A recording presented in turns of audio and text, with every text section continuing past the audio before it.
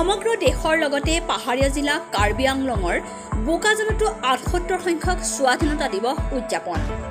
কাৰ্বি আংলং জিলাৰ উদ্যোগী নগৰী বোকাজান মহকুমাৰ বোকাজান ক্ৰীড়া সন্থাৰ খেলপথাৰত ৭৮ সংখ্যক গৌৰৱ উজ্জ্বল স্বাধীনতা দিৱস উদযাপন কৰে বোকাজান মহকুমা প্ৰশাসনে।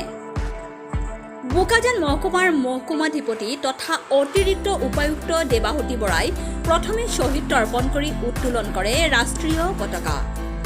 মহকুমাধিপতি তথা অতিৰিক্ত উপায়ুক্ত দেৱাহুতি বৰাই ৰাষ্ট্ৰীয় পতাকা উত্তোলন কৰাৰ সমান্তৰালভাৱে ভাৰত চৰকাৰ তথা অসম চৰকাৰে গ্ৰহণ কৰা বিভিন্ন উন্নয়নমূলক আঁচনিসমূহৰ জৰিয়তে বোকাজান মহকুমাটোৰ সামগ্ৰিক উন্নয়নৰ ভাষণ প্ৰদান কৰাৰ পাছতেই আৰম্ভ হয় পেৰড কাৰ্যসূচী।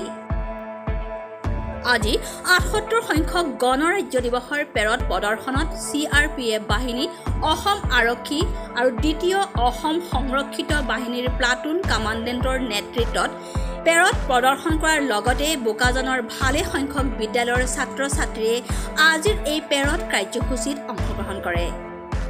অসমীয়াৰ বাপতি সাহোন ৰঙালী বিহুৰে আৰম্ভ হোৱা ৭৮ সংখ্যক গৌৰৱ উজ্জ্বল স্বাধীনতা দিৱসৰ সাংস্কৃতিক কাৰ্যসূচীৰে বোকাজানত উদযাপন কৰে স্বাধীনতা দিৱস।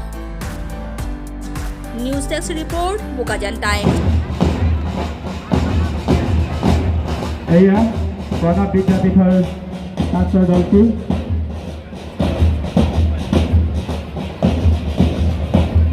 প্ৰণৱ বিদ্যাপীঠৰ পিছতে এইবাৰ জিন বাবা হিন্দী হায়াৰ ছেকেণ্ডেৰী স্কুলৰ দলটি আগবাঢ়ি আহিছে।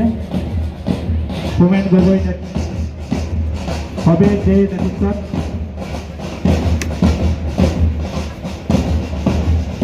এয়া হবীৰ নেতৃত্বত জিন বাবা হিন্দী হাইস্কুলৰ হিন্দী হায়াৰ ছেকেণ্ডেৰী স্কুলৰ RG হাইস্কুলৰ পিছতেই এইবাৰ প্ৰণৱ জুবলি কলেজৰ ছাত্ৰ দলটি আগবাঢ়ি আহিছে আৰু নেতৃত্ব বহন কৰিছে নীতিন